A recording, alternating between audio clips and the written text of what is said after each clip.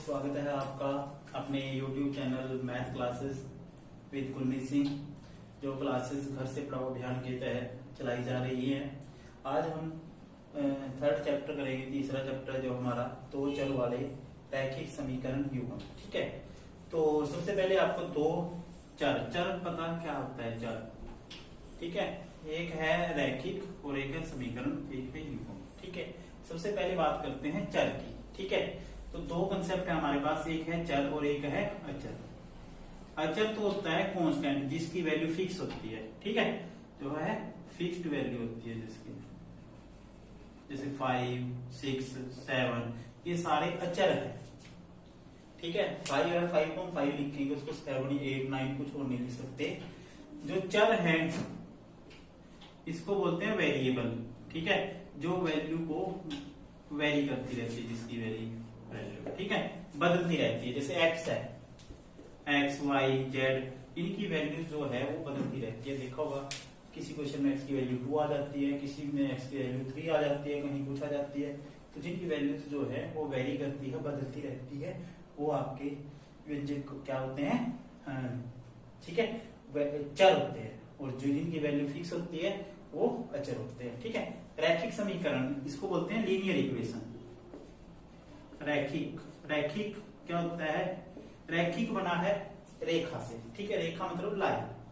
ऐसा व्यंजक, ऐसा जो व्यंजक जिसका जब आप ग्राफ बनाते हो, ठीक है, जो हमारा कार्तिकीय तल है, कार्टेशियन प्लेन में, कोऑर्डिनेट ज्योमेट्री में जब आप उसका ग्राफ बनाते हो तो वो स्ट्रेट लाइन, एक सीधी रेखा बने। ठीक है, तो उसको बोलते हैं रैखिक। और इसकी जो एल्जेब्रिक, जो इसका सिस्टम है, एल्जेब्रिक फॉर्म में क्या होता है? जिसकी डिग्री, जिसकी घात क्या हो? 1 हो। जिसकी घात 1 हो उसको बोलते हैं हम लीनियर रैखिक। जिसकी घात 2 हो उसको बोलते हैं द्विघात, और जिसकी घात 3 हो उसको बोलते हैं त्रिघाती। ठीक है, समीकरण,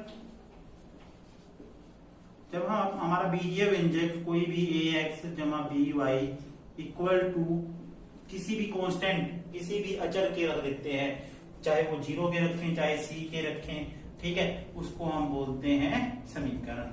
तो द्विघात समीकरण जिसमें दो चर हो, सॉरी, जिसकी घात 2 हो उसको बोलते हैं द्विघात समीकरण। जिसकी घात 1 हो उसको बोलते हैं रैखिक समीकरण। अब इसमें दो चर वाले रैखिक समीकरण युग्म होता है जोड़ा। ठीक है, जब दो समीकरणों की बात हो जाए, जैसे a1x, b1y और c1। ठीक है, इसी तरह से a2x plus b2y equal to c2। तो ये आपके कैसी है? दो चर वाले रैखिक समीकरण युग्म है। मतलब इसमें दो चर है हमारे x और y, ठीक है, और एक समीकरण है। जो समीकरण कैसी है? ये रैखिक है, जिनकी जो डिग्री है, जिनकी घात क्या है? 1 है, जिनकी शक्ति जो है 1 है। और ये युग्म एक जोड़े के तौर पे है, क्योंकि हमारे पास दो वेरिएबल हैं, दो चर हैं। जब दो चर का मान निकालना हो तो कम से कम हमें दो समीकरणें चाहिए होती है, इसलिए यहाँ पे दो समीकरणों की आवश्यकता पड़ेगी। जब हम इनके क्वेश्चंस करेंगे तो हमें कम से कम दो समीकरणों की जरूरत पड़ेगी। ठीक है, इसके लिए एक हम इस चैप्टर में करेंगे, जो हमारा कार्तिकीय तल में जब हम रेखाएं खींचते हैं, जो कार्टेशियन प्लेन है, जैसे बोर्ड है, ये प्लेन है, कार्टेशियन प्लेन है, कार्तिकीय तल है। ठीक है, इसमें जब रेखाएं खींचते हैं, दो रेखाएं खींचते हैं, क्योंकि एक समीकरण एक रेखा को रिप्रेजेंट करेगी, ठीक है, और दूसरी समीकरण दूसरी रेखा को। अब इन रेखाओं में क्या संबंध होंगे और इन समीकरणों में क्या संबंध होंगे, ठीक है, वो डिफाइन करेंगे। तो रेखाओं में क्या संबंध होता है? या तो रेखाएं एक दूसरे के समानांतर होंगी, या रेखाएं प्रतिच्छेद होंगी, या रेखाएं संपाती होंगी, एक दूसरे के ऊपर आ जाती हैं जब रेखाएं, उनको हम बोलते हैं संपाती। या तो समानांतर रेखाएं या प्रतिच्छेदी, ठीक है, या संपाती।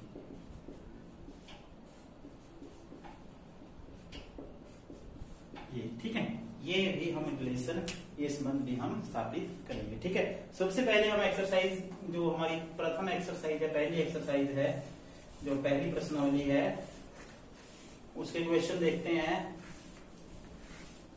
ग्राफ विधि से और बीजगणितीय विधि से समीकरण को कैसे रिप्रेजेंट करते हैं। ठीक है, जो पहला प्रश्न, जो पहला क्वेश्चन है उसकी स्टेटमेंट पढ़ेंगे। स्टेटमेंट है, आफ्ताब अपनी पुत्री से कहता है, अपनी बेटी को आफ्ताब कहता है 7 वर्ष पूर्व में तुमसे 7 गुनी आयु का था, यानी कि आज से 7 साल पहले। ठीक है, अब से 7 वर्ष पूर्व में तुमसे 7 गुनी आयु का था, और अब से 3 वर्ष बाद, यानी कि आने वाले टाइम में, मतलब आज से 3 साल बाद मैं तुमसे केवल 3 गुनी आयु का रह जाऊंगा। क्या यह मनोरंजक है? अब मनोरंजक कैसे है? देखो 7 साल पहले तो 7 गुना था, ठीक है, 7 साल पहले तो 7 गुना था, और 3 साल बाद 3 गुना रह जाऊंगा, यानी कि जो उसका डैडी है, उसका पापा है, वो क्या है, 3 साल बाद 3 गुना रह जाएगा। पहले 7 गुना था, अब 3 गुना रह गया, यानी कि वो क्या है, उसकी उम्र कम हो रही है क्या? ठीक है, तो इस तरह की आप जब सोचोगे इस चीज को तो आपको ये इंटरेस्टिंग लगेगा। ठीक है, इस स्थिति को बीजगणितीय विधि से एवं ग्राफीय विधि से इसको प्रदर्शित करें। ठीक है, तो इसमें क्या करेंगे, माना आफ्ताब की वर्तमान आयु x वर्ष और उसकी पुत्री की आयु, पुत्री की वर्तमान आयु बराबर y वर्ष। ठीक है, अब 7 वर्ष पूर्व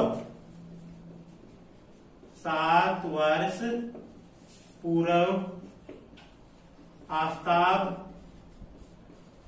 की आयु, 7 वर्ष पूर्व का मतलब 7 साल पहले, पहले के लिए माइनस करते हैं और बाद के लिए प्लस करते हैं। 7 वर्ष पूर्व पुत्री की आयु वो हो जाएगी y माइनस 7। ठीक है, अब संबंध क्या है, 7 वर्ष पूर्व जो आफ्ताब है अपनी पुत्री की आयु को कितने गुना था, 7 गुना, यानी कि जो आफ्ताब की आयु थी x माइनस 7, ठीक है, वो क्या है, पुत्री की आयु की 7 गुना। तो ये हो जाएगा x माइनस 7 बराबर 7y माइनस 49। तो x ये जमा का 7y इस तरफ आएगा, माइनस का हो जाएगा, और माइनस के 49 प्लस 7, तो x माइनस 7y बराबर क्या आएगा, माइनस के 42। ठीक है, पहली समीकरण। इसी तरह से दूसरी समीकरण बनेगी इसकी, दूसरी समीकरण दूसरी स्थिति से बनेगी। उसमें क्या है कि अब से 3 वर्ष बाद, ठीक है, 3 वर्ष बाद आफ्ताब की आयु,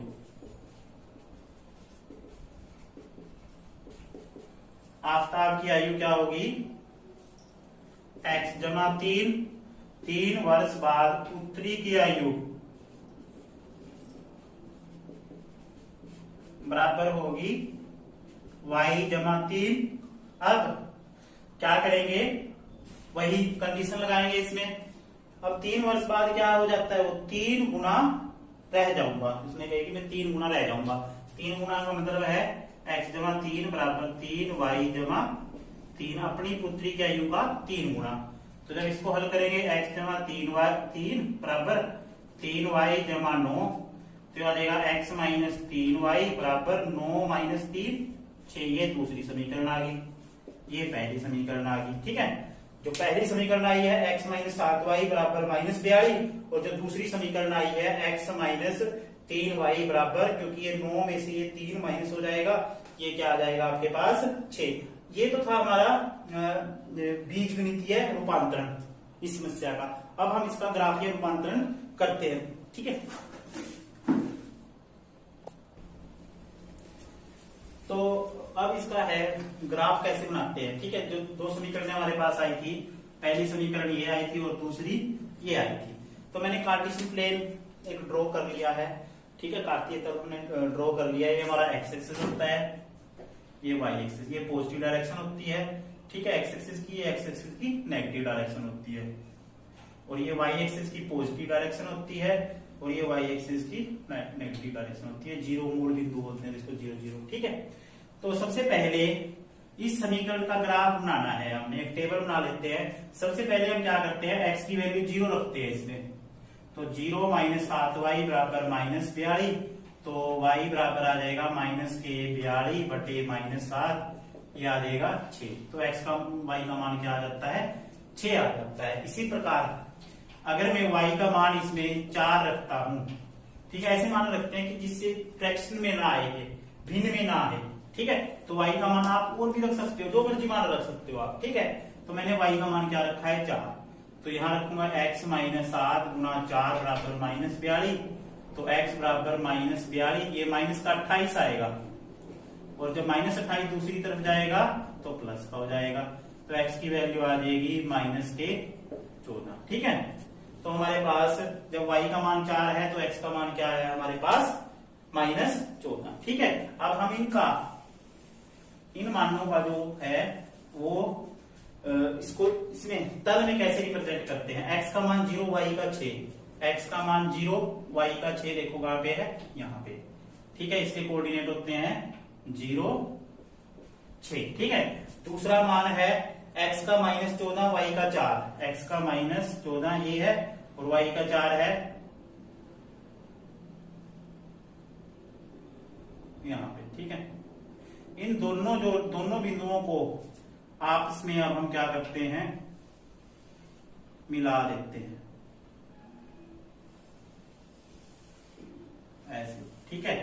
तो ये आपने स्केल रख के, फुटा रख के लगानी है लाइन, तो सीधी लाइन बनेगी, ठीक है। तो पहली जो समीकरण थी उसका जो ग्राफ हमने बना दिया है। अब बारी आती है दूसरी समीकरण की। अगर मैं इसमें x का मान 0 रखता हूं, ठीक है, x का मान 0 रखता हूं, तो उसके बाद y का मान क्या आएगा, 0 माइनस 3y बराबर 6, y बराबर 6 बटे -3 कट के क्या आ जाएगा, -2, तो y का मान क्या आ गया, -2। अगर मैं y का मान 0 रखता हूं, y का मान 0 रखूंगा, x -3 गुना 0 बराबर 6, तो x बराबर क्या आ जाएगा, 6 आ जाएगा, ठीक है। तो ये दो मान भी मैं इसमें ग्राफ में शो कर देता हूं। फिर दोनों बिंदुओं को, दोनों निर्देशांकों को आपस में मिला देता हूं, तो वो दूसरी समीकरण का ग्राफ आ जाएगा। x का 0, y का -2, ये बिंदु आएगा, यानी कि 0 -2, और x का 6, y का 0, ये बिंदु आ गया। अब फिर इन दोनों बिंदुओं को आपस में ऐसे मिला के, ऐसे कहीं ना कहीं जाके ये मिल जाएंगे आपस में किसी ना किसी बिंदु पे, ठीक है। कहीं ना कहीं ये दोनों रेखाएं आपस में किसी न किसी बिंदु पे मिल जाएंगी, ठीक है। तो ये इसका कैसा था, बीजगणितीय रूपांतरण और ग्राफीय रूपांतरण, ठीक है। इसके बाद जो अगला क्वेश्चन है, क्रिकेट टीम के एक कोच ने, मैं उसका सिर्फ बीजगणितीय रूपांतरण करूंगा, ग्राफीय रूपांतरण आपने खुद करना है, ठीक है। इसी प्रकार अगला क्वेश्चन है, वो भी ऐसे ही होगा।